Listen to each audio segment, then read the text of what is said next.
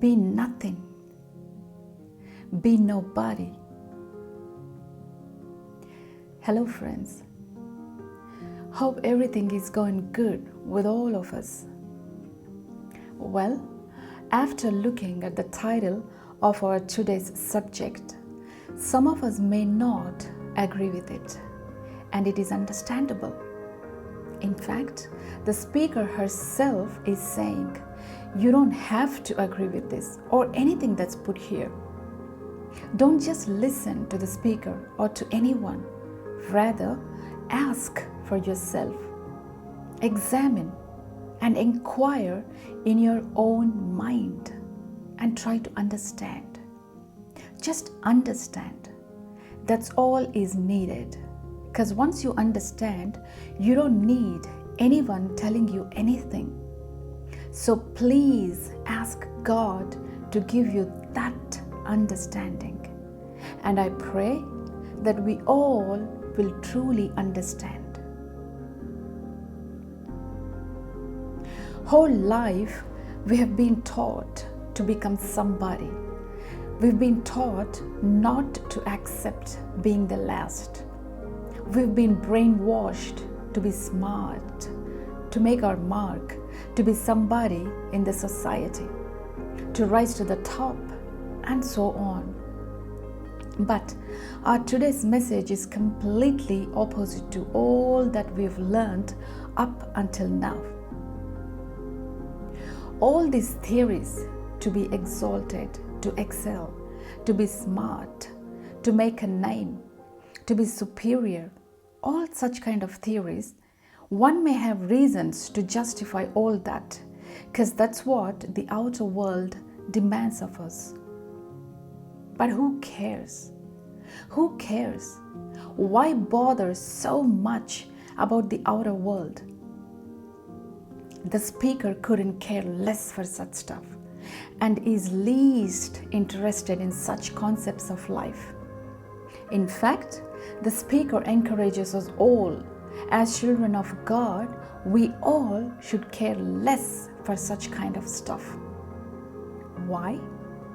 Well, stick here for the next few minutes and we will understand this together, all right?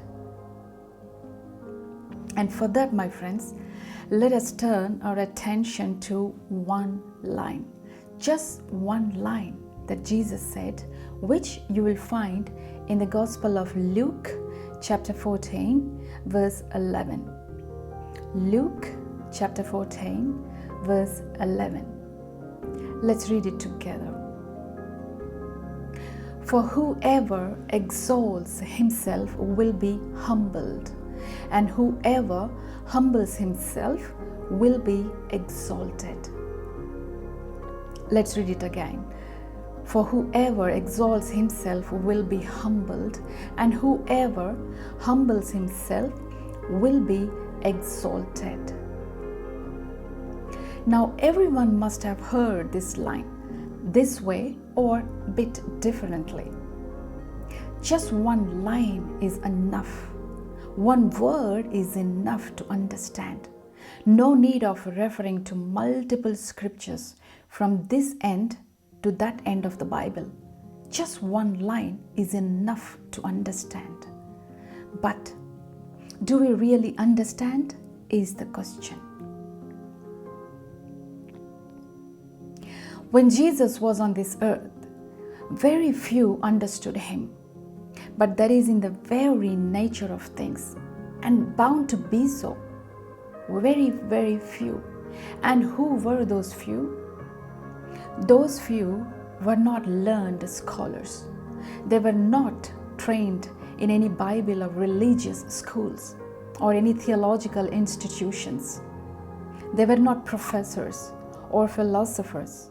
They were not engineers or doctors or business magnates. They were not gurus, popes. They were not bishops. No. They were just ordinary people. They were fishermen, a shoemaker, a sinful woman.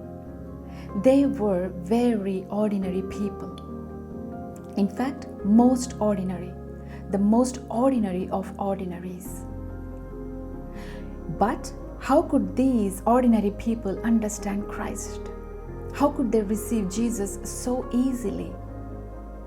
And why did the religious leaders, intelligent people, scholars, priests, and all the others missed Jesus big time and have rejected him? Only the ordinary, common people understood Christ. So there must be something extraordinary in an ordinary man, don't you reckon? There must be something really special which exists in a common, ordinary man and disappears in so-called extraordinaries. What is that? It is a nothingness, a humbleness, pure innocence, a trust. That's what the common, humble people have. That humbleness comes from their nothingness. And the real beauty is that truly innocent and humble people don't even know they're humble. They're not even aware how pure and innocent they are. That's the beauty. There is no ugliness in their humbleness. That's the beauty. The simple, ordinary, innocent ones, they do not doubt. They just trust. Have you ever noticed this? The more you're trained in the intellect, the less trust is possible for you. Look at the farmer. He is simple, very, very ordinary, a common person. He doesn't doubt. He just follows the times. He just follows the seasons, and he sows the seeds in his field and simply goes to sleep, trusting that harvest will come up in time. But if you notice a businessman or a highly knowledgeable, intelligent man, he is always thinking, doubting, speculating, worrying, and he can't even sleep peacefully at nights. The simple ones have no prejudices, no pride. They have nothing to prove. In fact, they are not egoistic to prove that their beliefs, their methodologies, or their systems are right and others aren't. See what happened. For hundreds of years, they have been waiting. They were foretold many, many times. They've researched their ancient scriptures and they have been asking, praying God for the Savior, the Messiah. Finally, one day, the Savior really comes right at their doorstep as a carpenter's son. But they shut their doors on him. Why? Because they got blinded by their own pride, their haughtiness, and their ego has blinded them, and they missed Christ. They spat on his face, and finally they've killed him.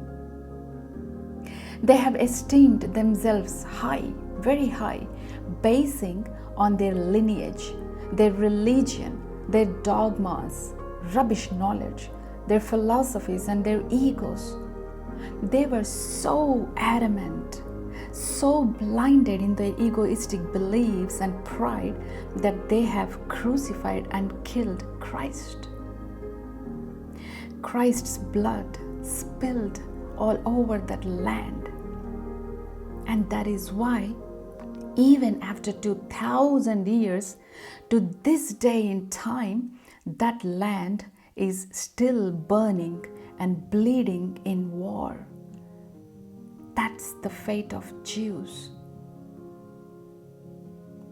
Proverbs chapter 16 verse 18 says, "Pride goes before destruction and haughtiness before a fall." Pride goes before destruction and haughtiness before a fall.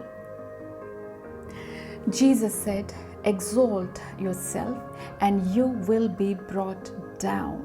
Humble yourself and you will be lifted up." and it is bound to be so. Exalt, praise, or glorify yourself, place yourself at the top, and you will be brought down. When you go to the peak, soon you will be coming down into a valley. Can you ever find a peak that has no valley? No, certainly not.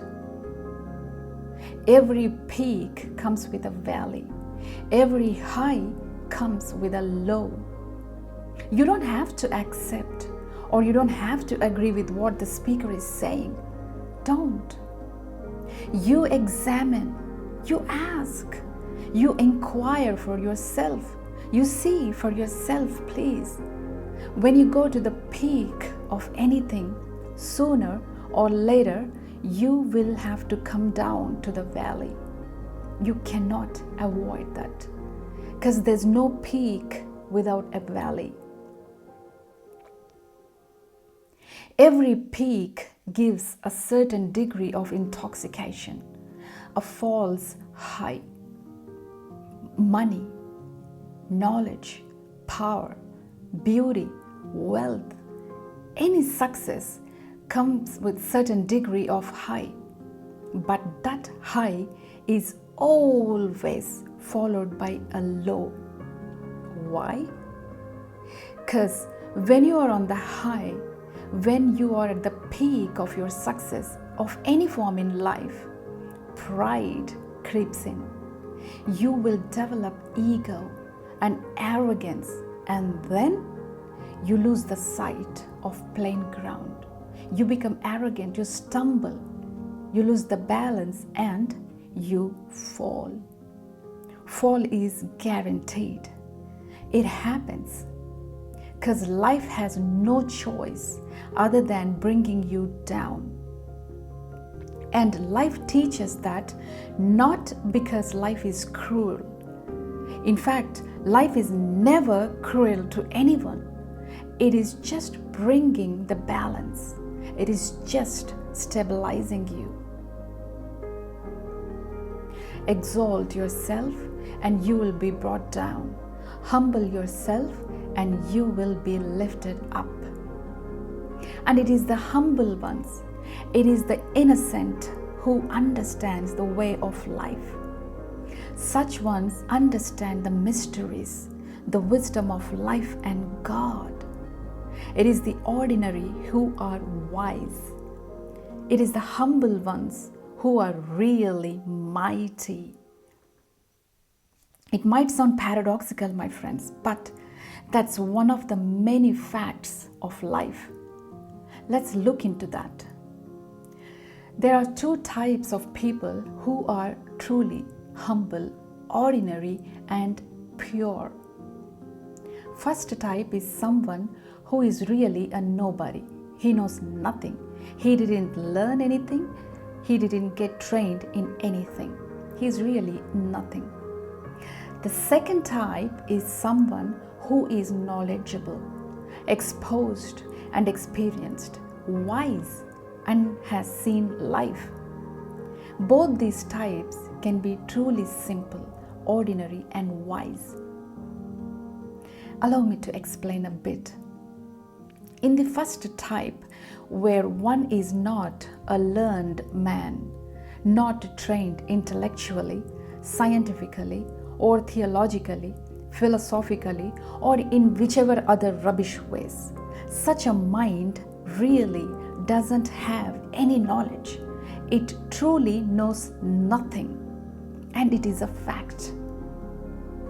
And when you accept that you know nothing, when you accept and understand that you are not intelligent, then your very identity is that you are a humble person, someone who is authentic, ordinary, innocent, and truly a simple soul.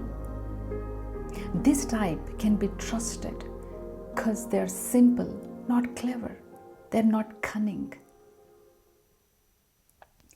The second type, or the really intelligent ones, probably trained, exposed, and experienced a lot of stuff in life, and they have seen all shades of life.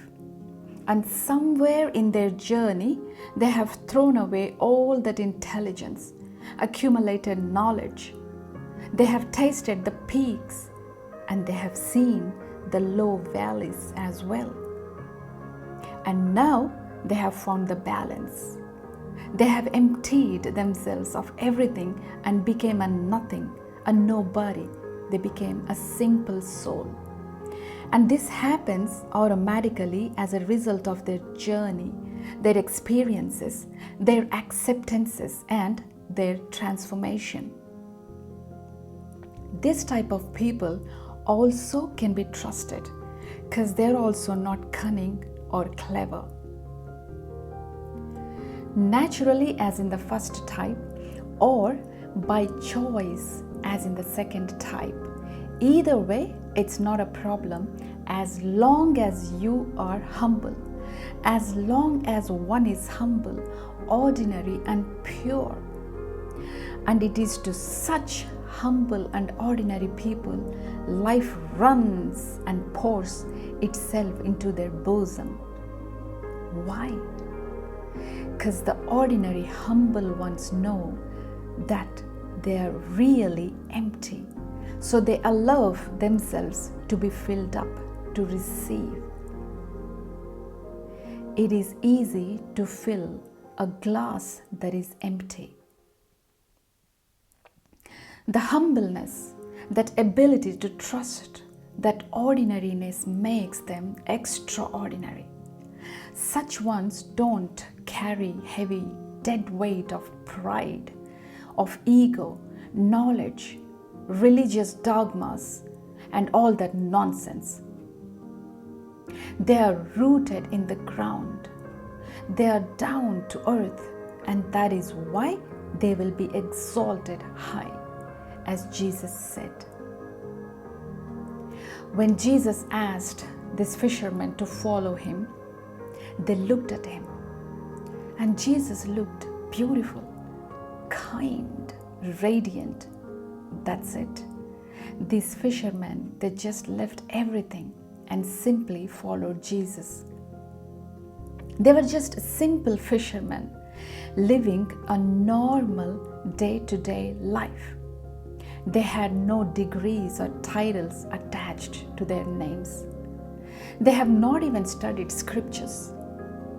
They were just rugged, unpolished, common, extremely simple and normal people. But they saw something in Jesus that so-called intelligent, religious, big people did not see, and they just followed him. See what happened next. Even to this day, almost 2,000 years passed by. Even to this day, we are learning through what they have written. They have become the pillars. So don't be scared to be a nobody. Don't be scared. Don't be insecure to be a common person. Don't keep exalting yourself, glorifying yourself. Do not make unnecessary noise just because you want everyone to notice you. Empty vessels make the most noise. So stay humble, stay hungry for God. Throw away all that rubbish half knowledge and your philosophical theories. Throw away that pride. Throw away that ego, that self-glorification. Get rid of all that nonsense and rubbish and become pure. Become real, authentic. Empty yourself of all that dogmas. And I say, by choice, become empty. Then see how God will fill you up and exalt you in the right time. Leave that job of exalting you. Leave that job to God. when a thunderstorm comes, the strong, big, and tall trees get uprooted and get knocked down by the storm. But the simple, low-lying grass survives the storm. And the next morning, the blades of grass are even more greener and fresh, bouncing with life again. God bless.